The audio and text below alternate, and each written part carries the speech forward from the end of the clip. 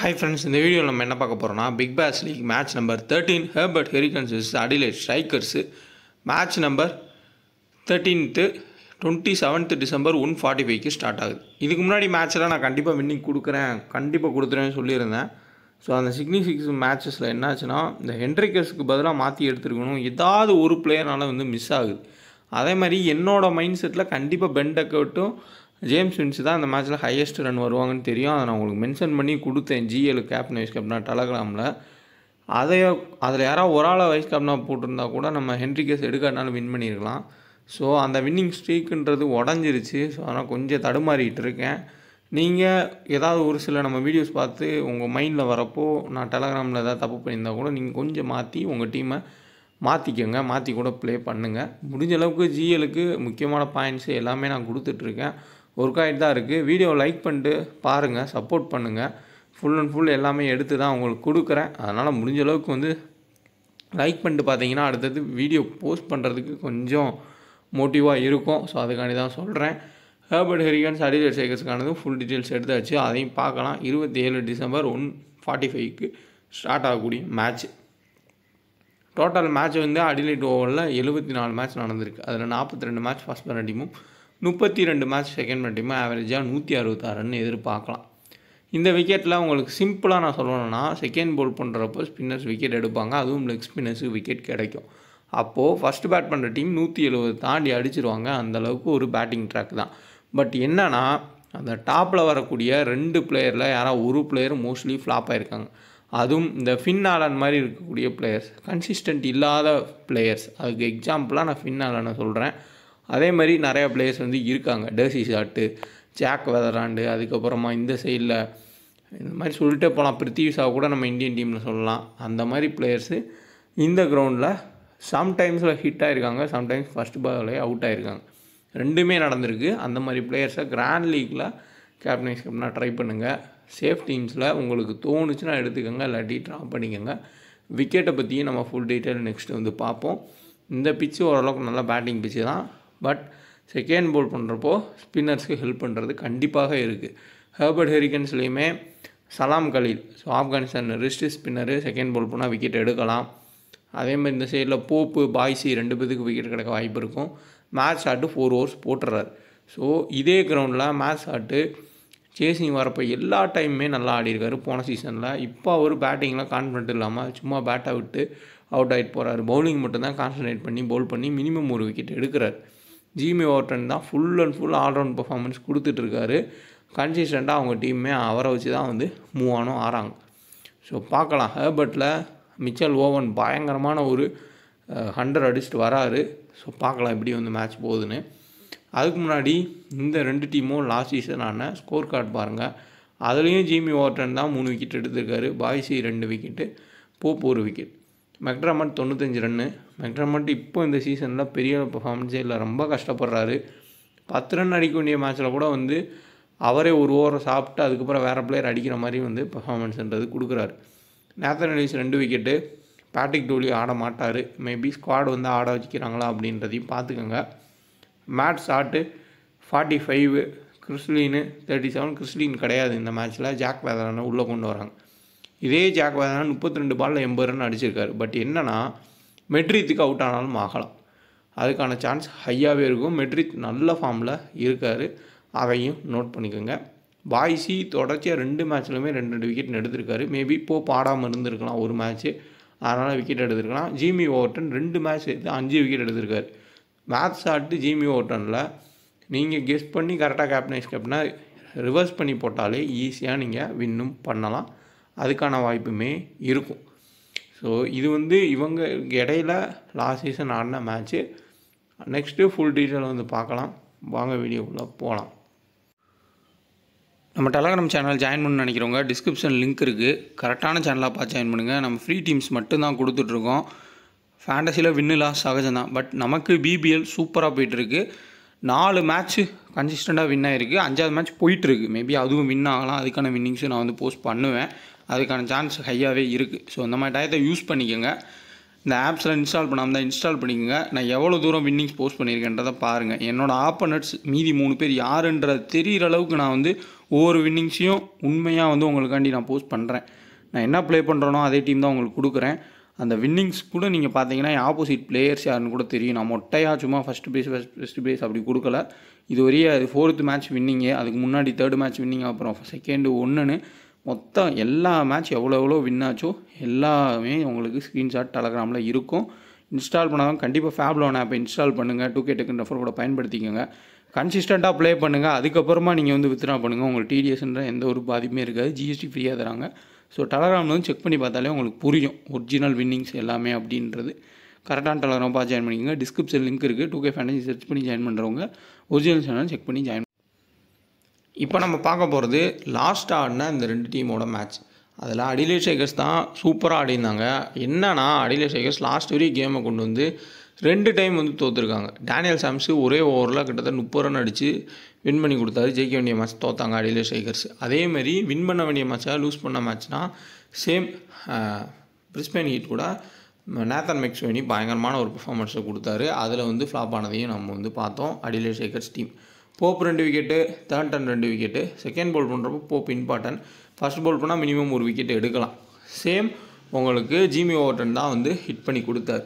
சம்டைம்ஸில் என்ன பண்ணுறாங்கன்னா ஜிமி ஓவர்டனை பெரிய பிளேயர், பெரிய ஹிட்டர் மாதிரி பேஸ்லியை மேலே அனுப்புகிறாங்க. நிறைய கொலாப்ஸ் நடக்குது. கரெக்டாக நம்மளால் சொல்ல முடியல. ஒரு மேட்ச்லாம் பார்த்தோன்னா ஜிமி ஓவர்டன் வந்து பேட்டிங் ரொம்ப கீழே வருவார். மொத்தமே 10 பால் தான் கிடைக்கும். இப்போதைக்கு வேர்ல்ட்லேயே பெஸ்ட் ஆல்ரவுண்டர் மாதிரி ஜிமி ஓவர்டன் தான் ஆடுறாரு.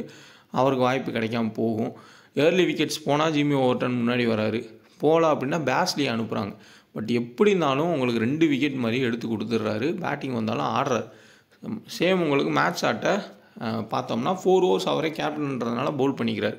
நம்ம எப்படி வந்து லோக்கல் கிரிக்கெட்டில் ஆடுறப்போ ஓப்பனிங்கும் பிடிப்போம், நம்மளே வந்து எல்லா ஓவர்ஸும் போடணும்னு நினைப்போமோ அதே ஃபார்முலாவை இப்போதைக்கு எனக்கு தெரிஞ்சு வேர்ல்டு கிரிக்கெட்டில் மேட்ச் ஸ்டார்ட் மட்டும் தான் யூஸ் பண்ணுறாரு. ஃபஸ்ட்டு ஸ்பில்லு அவர் தான் 2 ஓவர், அப்புறம் விக்கெட் விழுகிறப்ப அவர் சில டைமில் பவர் செஞ்சிலே அவர் ஓவர் போடுறார். ஸோ அதனால் அவர் சேஃபஸ்ட் ஆப்ஷனு. செகண்ட் வந்து நமக்கு ஜிமி ஓவர்டன். இந்த 2 பேத்துக்குள்ளே மாற்றி கொடுத்துக்கலாம். அதே தான் தொடர்ச்சியாக நடந்துகிட்டு இருக்குது. உங்களுக்கு இந்த சைடில் பார்த்தோம்னா மெட்ரித்து 3 விக்கெட்டு ரன்ஸ் கொடுத்தாலும் விக்கெட்ஸ் எடுக்கிறாரு. இப்போதைக்கு இவங்க தான் வந்து ஹையஸ்ட்டு ரன் கட்டராக இருக்காங்க.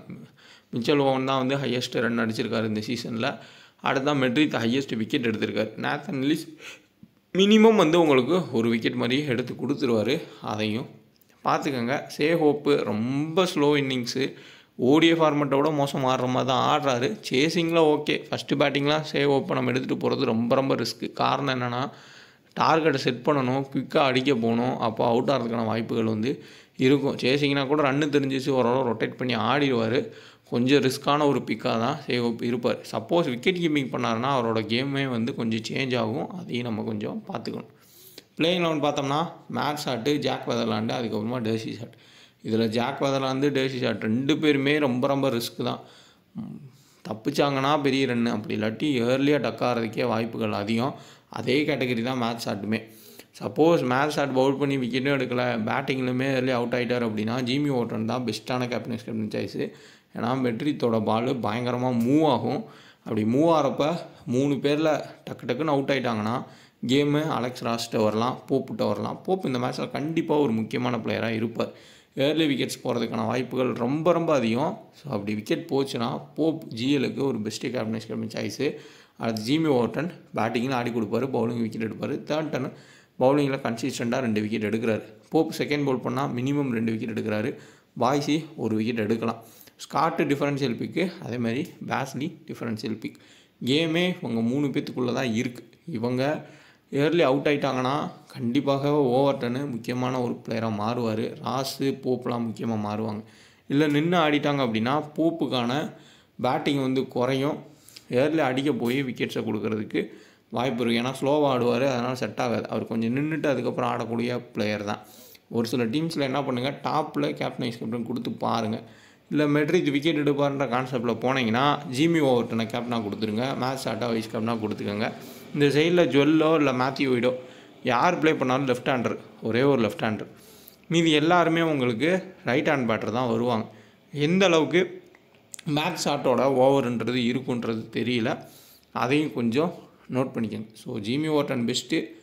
Next Matt Short, first bowl பண்ண நேத்தன் எல்லிஸ். இந்த 3 பேர் வந்து பெஸ்ட் கேப்டன் சாய்ஸ். கிராண்ட் லீக்கில் கேப்டன் சாய்ஸாக தேர்ட்டனு மெட்ரித்து, அடுத்ததான் அந்த சைடில் மெக்ட்ரோமெட்டு. திடீர்னு ஃபார்முக்கு திரும்பக்கூடிய பிளேயர் தான் மெக்ட்ரோமெட். நெக்ஸ்ட்டு கிறிஸ் ஜார்டனுமே சம்டைம்ஸ் ஃபஸ்ட் பவுல் பண்ணுறப்போ 3 விக்கெட் மாதிரி எடுத்து கொடுப்பாரு.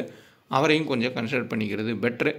டிஃபரன்ஷியல் பிக்ஸு நீங்கள் பார்த்தீங்கன்னா கண்டிப்பாக அலெக்ஸ் ராஸு, பேஸ்லி, போப். சேம் இந்த சைடில் உங்களுக்கு டிஃபரன்ஷியல் ஆப்ஷன்ஸ் பார்த்தீங்கன்னா செகண்ட் பவுல் பண்ணுறப்போ சலாம் கலி.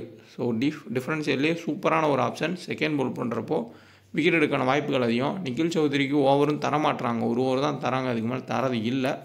மேபி இந்த லெஃப்ட் ஹேண்டர் 2 பேர் நின்றுட்டாங்க அப்படின்னா நிக்கில் சௌத்ரிக்கு ஓவர்ஸ்ன்றது கொடுக்கலாம். அது கேம் போகிறத பொறுத்து தான். ஒரு ஆள் அவுட் ஆகிட்டால் கூட ஓவர்ஸை கட் பண்ணுறதுக்கு வாய்ப்புகள் இருக்கும். டிம் டேவிட் சுத்தமாக ஃபார்ம்லேயே இல்லை. பிக் ஹிட்டர்னு இருக்காரே தவிர்த்து பெரிய லெவல் பர்ஃபார்மன்ஸ் எதுவுமே இல்லை. சேம் உங்களுக்கு இந்த சைடில் இங்கே மிச்சல் ஓவன் பயங்கரமாக ஹிட் கொடுத்தாலும் தேர்ட்டனோட ஓவர் பயங்கரமாக இருக்கும். Stem to stem low cut ஆகி வரும். லோ கட் பால்ஸை எப்படி அடிப்பான்னு தெரில. பட் சேஃபாக எடுக்கணும்னா எடுத்துக்கோங்க. ஏன்னா கொஞ்சம் மிஸ் ஆகிட்டா கூட பெரிய ரன்ஸ் போகிறாரு, பெரிய ஒரு ஹிட்டராக இருக்கார், குயிக்காகவே ரன்ஸ் அடிக்கிறார். ஸோ அதனால் அந்த ஆங்கிளில் யோசிச்சுக்கோங்க. நல்ல பேட்டிங் விக்கெட்டாக இருந்துச்சுன்னா டாப்பில் இருக்கக்கூடிய வெதர்லாண்ட், மிச்சல் ஓவனுக்கு கூட கேப்டன் வைஸ் கேப்டனாக கொடுக்கலாம். கம்மி பாலில் அதிக ரன்ஸ் அடித்து கொடுப்பாங்க. கேப்டன் வைஸ் கேப்டன் கொடுக்குறப்போ நம்ம குயிக்காக டாப் பொசிஷனில் போகலாம், மினி ஜெயிலில் வின் பண்ணலாம். So James Vince, Ben Duckett captain vice captain கொடுத்து ஹென்ட்ரிக்ஸுக்கு பதிலாக பேர்டை எடுத்திருந்தாலே மினிமம் மினிஜிஎல் ஒரு 150 ரூபா இல்லை 200 ரூபா கட்டக்கூடிய மினிஜியில் ஃபஸ்ட்டு ப்ரைஸே நம்ம அடிச்சிருக்கலாம். அந்த மாதிரி தான் இருந்துச்சு. பட் நான் ஸ்மால் லீக் டீம் சொதப்பிட்டேன், அதை அக்செப்ட் பண்ணிக்கிறேன். நீங்கள் சொல்கிற பாயிண்ட்ஸு கொடுக்குற பாயிண்ட்ஸை வச்சு கொஞ்சம் மேக் பண்ணிக்கோங்க. டிஃபரன்ஷியலாக ட்ரை பண்ணி பாருங்கள். ஒர்க் ஆகிறதுக்கான சான்ஸ் ரொம்ப அதிகம். இந்த விக்கெட்டில் செகண்ட் பவுல் பண்ணுறப்போ கண்டிப்பாக ஸ்பின்னு ஹெல்ப் கிடைக்கும். போப்பு அதை காமிச்சிருக்காரு கன்சிஸ்டண்ட்டாக. சேம் உங்களுக்கு இவர் வக்கார் சலாம் கண்டிப்பாக செகண்ட் பவுல் பண்ணுறப்போ ஒரு கீ பிளேயர். ஹை ரிஸ்க்குன்னு பார்த்தப்ப கண்டிப்பாக ரொம்ப ஹை ரிஸ்க்னா பேஸ்லி, டிம் டேவிட். இதில் பேஸ்லியே நம்ம கன்சிடர் பண்ணலாம். பேஸ்லி ஓரளவுக்கு ஆடி கொடுக்குறாரு. பட் பவுலிங்காக அவருக்கு தரது இல்லை. ஒன்லி பேட்டராக தான் ஆட வைக்கிறாங்க. போப் இந்த மேட்ச்சில் கீ பிளேயரு. விக்கெட் கீப்பிங் நம்ம போப்பே எடுத்துகிட்டு போகலாம். வெக்ட்ரா மட்டும் சேஃபாக வேணால் நம்ம பிக் பண்ணிக்கலாம் விக்கெட் கீப்பிங் பண்ணாங்கன்னா. சேஃப் கேப்டனைஸ் கேப்டனில் ஜிமி ஓவர்டனு, மேட்ச் ஆட்டு, இங்கீஸு, அடுத்ததாக உங்களுக்கு ஜார்டன்னு போகலாம். ரிஸ்கான ஆப்ஷன்ஸில் ட்ரை பண்ணுறவங்க, ஒன் சைடாக ட்ரை பண்ணுறவங்க டாப்பில் ஒரு வெதர்லாண்டு கேப்டன் கொடுத்து கூட போப்புக்கு லாலி போப் அவருக்கு வைஸ் கேப்டனாக கொடுங்க செகண்ட் பவுல் பண்ணார்னா. அதேமாரி இந்த சைடில் மிச்சல் ஓவனுக்கு கேப்டனாக கொடுத்து வக்கார் சலாமுக்கு கூட வைஸ் கேப்டனாக ட்ரை பண்ணால் ஒன் சைட் டீம் காம்பினேஷன் போடுறப்போ கிராண்ட் லீக்கில் ஒர்க் ஆகிறதுக்கான வாய்ப்பு ரொம்பவே அதிகமாக இருக்கும். ஸோ குயிக்காக தான் சொல்கிறேன், ரொம்ப டீப்பாக இழுத்து கொண்டு போகல, ஷார்ட்டாக சொல்கிறேன். இதிலே பாயிண்ட்ஸ் ஒர்க் ஆகிறதுக்கான வாய்ப்புகள் அதிகம். அந்த விக்கெட் டாப்பில் கொஞ்சம் ஸ்ட்ரகிள் ஆவாங்க.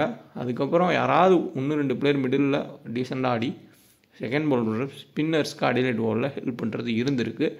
அந்த பாயிண்ட்டை வச்சே நீங்கள் டீமை செட் பண்ணுறதே பர்ஃபெக்டாக இருக்கும். பேட் பால் 11 ஆப்பை இன்ஸ்டால் பண்ணிக்கங்க. டிஸ்கிரிப்ஷன் லிங்க் இருக்குது. 2K டக்குன்னு ரெஃபர் கூட பயன்படுத்திக்கோங்க. ஆல்ரெடி இன்ஸ்டால் பண்ணவங்களும் யூஸ் பண்ணாமல் இருந்தீங்கன்னா யூஸ் பண்ணுங்கள். GST full and full free, TDSும் full and full free. Offers கன்சிஸ்டண்ட்டாக கொடுக்க போகிறாங்க. கண்டிப்பாக யூஸ் பண்ணிக்கோங்க. நீங்கள் வின் பண்ணதை உடனே வித்ட்ரா பண்ணி பாருங்கள். TDS ₹1 கூட பிடிக்க மாட்டாங்க. அந்த அளவுக்கு ஜென்யூனாக ரன் பண்ணுறாங்க. அதனால் கண்டிப்பாக யூஸ் பண்ணிக்கோங்க இந்த ஆப்பை. டீம் காம்பினேஷன் பார்த்தோம்னா ஜிமி ஓவர்டன், மேட்ச் ஷாட்டுன்னு கொடுத்துருக்கேன். இது சேஃபு. மிச்சல் ஓவனை பிக் பண்ணியிருக்கேன். மேபி த்ராண்டனுக்கு அவுட் ஆகலாம். டேசி ஷாட் இல்லை வெதர்லாந்து யாராவது ஒரு ஆள் எடுத்துக்கோங்க. Pope safest option. Chris Jordan, Meredith, Nathan Ellis, Pope, Salam. So second bowl பண்ணால் வக்கார் சலாமை நம்ம பிக் பண்ணிக்கலாம். ஃபஸ்ட்டு பவுல் பண்ணால் மினிமம் ஒரு விக்கெட் தான் எடுப்பார். குபேரா ஃபேண்டசி ஆப்பும் இன்ஸ்டால் பண்ணிக்கோங்க. ஜஸ்ட் ஒரு பிளேயர் செலக்ட் பண்ணி டியோன்ற ஆப்ஷன் மூலிமா நீங்கள் ப்ளே பண்ணலாம். டிஸ்கிரிப்ஷன் லிங்க் இருக்குது. நெக்ஸ்ட் டீம் பார்ப்போம்.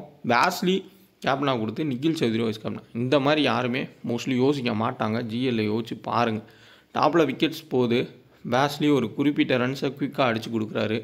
நிக்கில் சௌத்ரி ஒரு 2 விக்கெட் எடுத்து அவரும் பேட்டிங் சம்டைம்ஸ் ஆடி இருக்காரு. அங்கேயும் டாப்பில் விக்கெட் போனால் நிக்கில் சௌத்ரியுமே ஓரளவுக்கு பர்ஃபார்ம் பண்ணலாம். GL காம்பினேஷனில் மட்டும் ட்ரை பண்ணுங்கள். பவுலிங்கில் பெரிய அளவு மாற்றம் பண்ணாமல் அந்த 2 பேரை மட்டும் எடுத்து அவங்களுக்குள்ள கேப்டன்ஸ் கொடுத்துருக்கேன். ஜாக் வெதர்லாண்ட், ஷே ஹோப்புன்னு 2 பேர்த்த பிக் பண்ணியிருக்கேன். ஒன் சைடு விக்கெட் டாப்பில் போகுது அப்படின்னா ஷே ஹோப் நின்று கேமை எடுத்துகிட்டு போவார். அதே மாதிரி உங்களுக்கு பேஸ்லி, நிக்கில் சௌத்ரி வழியாக பேட்டிங் கிடைக்கலாம். சப்போஸ் ஏதோ ஒரு ஓவர்ஸ் கொடுத்துட்றாங்க 2 பேத்துக்கும், ஒரு விக்கெட் எடுத்துடுறாங்க, 2 பேர் ஒரு 20-25 ரன் அடிச்சிட்டா கூட சரியான டிஃபரன்ஷியல் பிக்காக இருப்பாங்க ஜிஎலுக்கு. ஸோ அதனால் கிராண்ட் லீக் காம்பினேஷன்ஸில் இந்த மாதிரி ரொம்ப ரொம்ப லோ பர்சன்டேஜ் பிளேயரை எடுங்க. ஸ்காட்டுன்னு ஒரு பிளேயர் இருக்கார், ஸ்பின்னுக்கு ஹெல்ப் கிடைக்காதப்போ அவரையும் யூஸ் பண்ணுறாங்க அடிலைட் ஸ்ட்ரைக்கர்ஸு. ஸோ அவரையும் ஒரு சில டீம்ஸ்லாம் ஆட் பண்ணுங்கள். அப்போ ஹை பர்சன்டேஜ் பிக்கான தேர்ட் டனை கட் பண்ணால் அந்த இடத்துல அவரை பிக் பண்ணிக்கிறது பெட்டராக இருக்கும். இது சேஃபஸ்ட் ஆப்ஷன். இதே நீங்கள் மேட்ச் ஸ்டார்ட்டாக கேப்டனாக கொடுத்து ஓவர் டனாக வைஸ் கேப்டனாக கொடுக்கலாம். அதே இது இங்கிலீஷு வந்து கொடுத்துட்டு எல்லீஸை வந்து நீங்கள் கொடுத்துட்டு அதுக்கப்புறமா கிறிஸ் ஜார்டனை வந்து நீங்கள் கொடுக்கலாம். ஸோ நேத்தன் எல்லிஸுமே ரொம்ப ரொம்ப முக்கியமான பிளேயர், கன்சிஸ்டண்டாக விக்கெட் எடுப்பார். டாப்பில் விக்கெட் போகுது அப்படின்னா பேட்டிங் அவர்னாலே ஆட முடியும், அதையுமே ஷோ பண்ணியிருக்காரு. முன்னாடி மேட்சஸில் கன்சிஸ்டண்ட்டாக பாய்ஸி விக்கெட் எடுத்திருக்காரு. பாய்ஸி ஃபஸ்ட்டு பவுல் பண்ணால் கீ, போப் வந்து செகண்ட் பவுல் பண்ணால் கீ. உங்களுக்கு captain vice captain Jimmy Overton match ஆடில் மாற்றி நீங்கள் கொடுத்துக்கோங்க. கொஞ்சம் கரெக்டாக யோசிச்சிங்கன்னா கிளிக் ஆகும். பட் இந்த இன்கன்சிஸ்டன்ட் பிளேயர்ஸ்னால தான் ஒவ்வொரு மேட்சுமே நமக்கு ஃப்ளாப் ஆகுது. அதை மட்டும் கரெக்டாக கெஸ் பண்ணிங்கனாலே பர்ஃபெக்டாக நீங்கள் வந்து வின் பண்ணலாம். ட்ரை பண்ணி பாருங்கள். வீடியோ பிடிச்சிருந்தா லைக் பண்ணுங்கள், ஏதாவது டவுட்னா கமெண்ட் பண்ணுங்கள். ரொம்ப குயிக்காக தான் சொல்லியிருக்கேன், முடிஞ்சளவு சப்போர்ட் பண்ணுங்கள். எல்லாமே நம்ம வந்து குயிக்காகவே பார்ப்போம், ரொம்ப கொண்டு போக வேண்டான்னு ஒரு முடிவு எடுத்திருக்கேன். ஸோ ஷார்ட்டாகவே பார்க்கலாம், அப்போ தான் உங்களுக்கும் ஈஸியாக இருக்குன்ற ஒரு காரணம் தான். அடுத்து கம்பேக் நம்ம கொடுத்தோம் அப்படின்னா கன்சிஸ்டண்ட்டாக கொடுப்போம். வெயிட் பண்ணுங்கள், அது வரைய ஒரு சில மாற்றங்கள் வந்து பண்ணி ப்ளே பண்ணுங்கள்.